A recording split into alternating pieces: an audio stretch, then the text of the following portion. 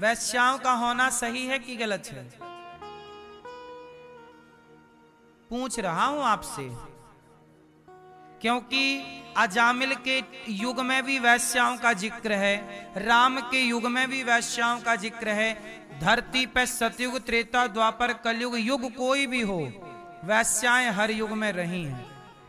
बड़ी बड़ी वैश्याओं की कथाएं भागवत जी में हैं और पुराणों में भरी पड़ी हैं। वैश्याओं की भी मुक्ति हुई, भक्ति के रास्ते पर चली। मैं आपसे केवल सामान्य क्वेश्चन कर रहा हूं आज कि बताओ, वैश्याओं का होना सही है समाज में कि गलत है? बोलो जोर से, जोर से बोलो। मेरी मां, गलत कह रहे हो। सुनो, अभी मैंने एक वैश्या का इंटरव्यू सुना। एक महिला है, वो खुल के कहती हैं कि ठीक है जी, मैं देह व्यापार करती हूं। तो उन बहन का एक इंटरव्यू था, तो वो कह रही थी, अभी बंगाल में कोई लड़की के साथ कुछ लड़कों ने छेड़छाड़ कर दी। एक लड़की ऑफिस जा रही थी तो कुछ लड़के आए और छेड़छाड़ कर दी, उस लड़की को परेशान किया। तो उस क्षेत्र की कुछ वैश्याओं ने वीडियो जारी किया प्रॉपर, ये हमारे देश की घटना है। उस आधार पर मैं आपसे ये सारे प्रश्न कर रहा हूं और चर्चा छेड़ रहा हूं। एक लड़की ऑफिस जा रही थी, अपना काम करती, गरीब परिवार से थी, पैसे कमाती, अपने गृहस्थी चलाती, भाई बहन को पढ़ाती लिखाती। उस लड़की को कुछ लड़के छेड़ने लग गए। तो वैश्याओं को पता चला कि एक लड़की को कुछ लड़के छेड़ रहे हैं। तो वैश्याओं ने प्रॉपर एक वीडियो बना के डाला कि दुनिया वालों, जब तुम्हें किसी स्त्री को छेड़छाड़ करने की जब इच्छा हो तो हमारे पास आ जाया करो। 10-20 रुपए में ही हम तुम्हारी इच्छाएं पूरी कर दिया करेंगे। हम तो काम ही ये करती हैं। जब तुम्हारा मन विचलित हो तो हमारे पास आ जाया करो। वो पढ़ने लिखने वाली बहन बेटियों को जो जिंदगी संवारने में लगी हैं, उन्हें क्यों परेशान करते हो? इस बात से ये पता चला कि उन वैश्याओं के भीतर भी एक इंसान है, एक मानवता है। और ऐसी मानवता है जिस मानवता ने दानवों को दानव होने से रोक रखा है। जरा सोचिए कि वो ये कह रही हैं कि 10-20 रुपए में हम तुम्हारी सारी इच्छाएं पूरी कर देंगे। तुम किसी बहन बेटी को क्यों छेड़ रहे हो, क्यों परेशान कर रहे हो? अच्छा ये बताओ, जरा थोड़ी देर के लिए सोचिए कि आज वैश्याएं ना होती तो तुम्हारी बेटी घर सुरक्षित लौटती? क्या गारंटी थी? कम से कम बिगड़ा हुआ पुरुष का समाज, कुछ बिगड़ा हुआ पुरुष का तबका, जो कुछ पुरुष बिगड़े हैं, कम से कम वो अपनी भूख प्यास मिटाने उनके पास चले जाते हैं और वो पैसे लेकर उनकी भूख प्यास मिटा देती हैं। कम से कम तुम्हारी बहन बेटियां तो सुरक्षित हैं। वरना ये भेड़िए क्या देखें कि ये किसकी बहन है, किसकी बेटी है, और नौच नौच के खा जाएं। क्यों जी? कभी विचार कीजिएगा जरूर। सोचिए कि वो वैश्या ने, वो बहनों ने ये बात कह के समाज को कौन सा आईना दिखा दिया कि तुम किसी बहन बेटी को क्यों परेशान करते हो, आ जाया करो हमारे पास। क्यों? और वो जो जिन्हें वैश्या कहा जाता है, एक्चुअली वो स्त्रियां भी वैश्या कोई यूं ही थोड़ी हो जाता है। निश्चित उनकी मजबूरियों ने, उनके हालातों ने उनको वैश्या बनाया होगा। क्यों? मैंने बहुत स्त्रियों के बारे में सुना है। एक बहन मेरे पास आई, उनके पति की मृत्यु हो गई, छोटा सा बच्चा था, पति की मृत्यु हो गई तो स्वाभाविक है कि काम पैसे की तंगी तो आएगी। तो जब पैसे की तंगी आई तो वो काम लेने गई, मांगने गई कि भाई काम दे दो।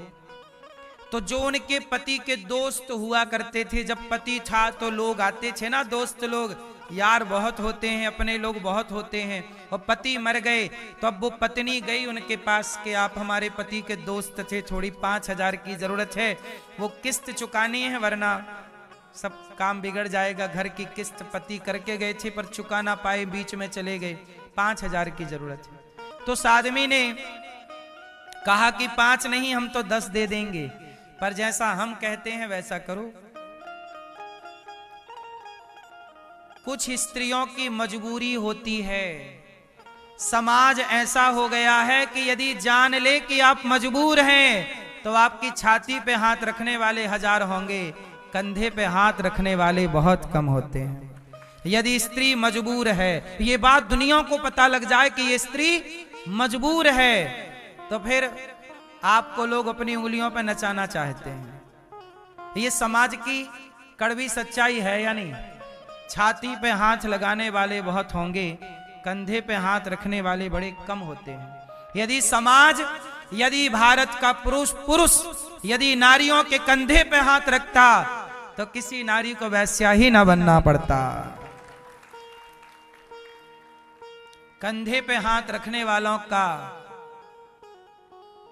इस समाज में प्रतिशत कम है। इसलिए क्या करें? इसलिए सबकी अपनी जिंदगी है। हमने तो केवल ये बात आपको इसलिए बताई, हमें उस बहन की ये बात बड़ी अच्छी लगी कि क्यों किसी को परेशान करते हो, हम हैं ना तुम्हारे लिए। मतलब एक वो स्त्री है जो अन्य बहन बेटियों को सुरक्षित करने के लिए, वो ये वाली बात हो गई ना कि शेर को भूख लगी थी और माँ और बेटी थी, तो उसकी बेटी जवान थी और माँ, अब शेर को भूख लगी तो शेर बोला कि तुम 2 में से एक मेरे पास आओ। तो माँ बोली कि बेटी तू भाग जा, क्योंकि तेरी तो अभी पूरी जिंदगी पड़ी है, मैंने तो जी ली, मैं परुस जाती हूँ शेर के आगे, शेर मुझे खा लेगा, तू भाग जाना। तो समाज को सुरक्षित करने के लिए वो बहनें अपने को बाजार में बेचने लग गई कि तुम पढ़ लो, तुम योग्य बन जाओ, तुम ठीक ठीक चल पड़ो, है ना। कम से कम ये उन लोगों से तो बेहतर है जो अपने वाले को काट पीट के पैक कर देती हैं, या अपने वाली को काट पीट के। समाज में ये सारी बातें किस ओर ले जा रही हैं आप समझ सकते हैं। ये बलिदान है। माना कि कुछ लोग अपने स्वार्थ के लिए करते होंगे, लेकिन कुछ लोग तो ये बलिदान भी तो है। यदि हम इस दृष्टि से देखें, उस बहन की जब ये बात सुनी तो मैं भी मजबूर हो गया इस बात को सोचने के लिए कि ये उसका त्याग नहीं तो क्या है,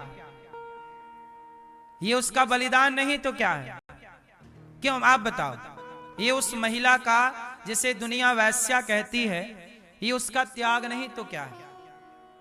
हम लोगों की नजर में वैश्या शब्द कितना गंदा है और वैश्या से जुड़ी विचारधारा कितनी गलत है, लेकिन एक दृष्टिकोण ये भी है कि वो क्यों वहां तक पहुंची, वो स्त्रियां वहां तक पहुंची ही क्यों, उन स्त्रियों को वहां बिठाया किसने है, किस समाज ने बिठाया है।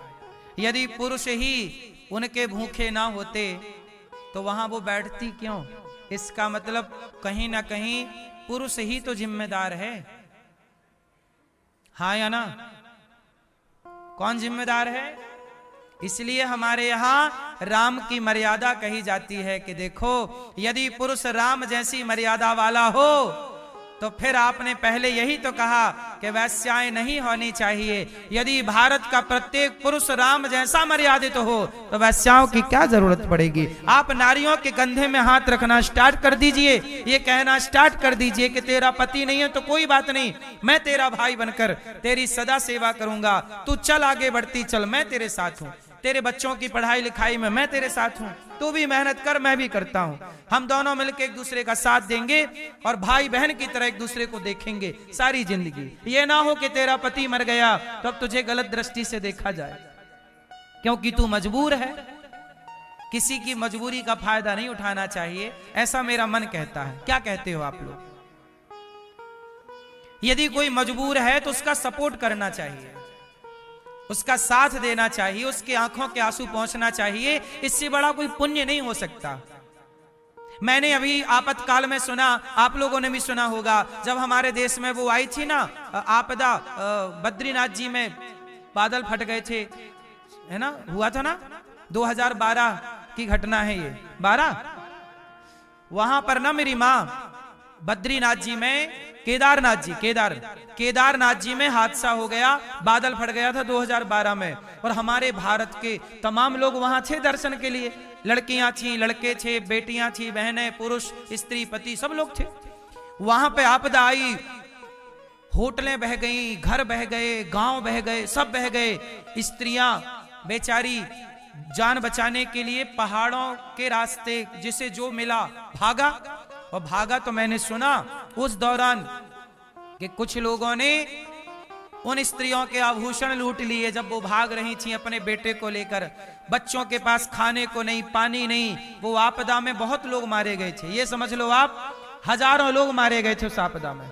हजारों लोग तो बह गए। बहती बहती लाशें प्रयागराज तक पहुंची थी, लाशें पहुंची थी। लेकिन उस समय भी मैंने सुना था कि कुछ ऐसे दुष्ट लोग थे जो भटकी हुई उन बहन बेटियों के साथ बलात्कार कर लिया। जो बेचारी भूखी थी, प्यासी थी, छटपटा रही थी, जान बचाने के लिए छटपटा रही थी, जिनके पास जीवन ही जा रहा था, उन्हें जीवन देने की जगह आप उनके साथ बलात्कार कर रहे हैं। उन्हें रास्ता दिखाने की जगह आप उनका आभूषण लूट रहे हैं। इससे बड़ी हैवानियत हो सकती है?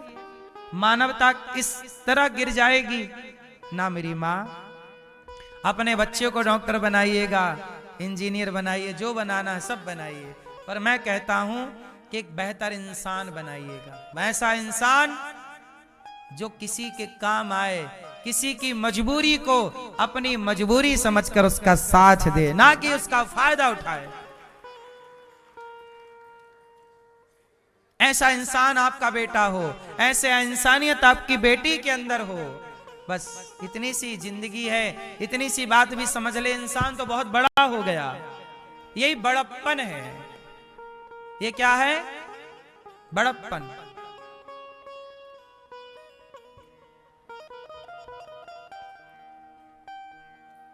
आज भी अब जैसे ये पुरुष लोग जाते हैं, पुरुष ही तो वैश्यालय जाता है, पुरुष ही तो जाकर के उस स्त्री के साथ दुराचार करता है। यदि पुरुष वैश्यालय जाकर ये कहने लग जाए कि चल बहन, आज मैं तेरा यार बनकर नहीं, तेरा भाई बनकर आया हूं, तुझे इस गंदगी से निकालने चल, तुझे काम भी दूंगा, एक बेहतर जिंदगी जीने का मौका दूंगा, तेरा भाई बनकर आया हूं। ये पुरुष यदि भाई बन के पहुंचने लग जाए वैश्यालय में और उन बहनों को निकाल के यदि लाने लग जाए, तो बेटियों का किडनैप रुक जाएगा, बेटियों की खरीद।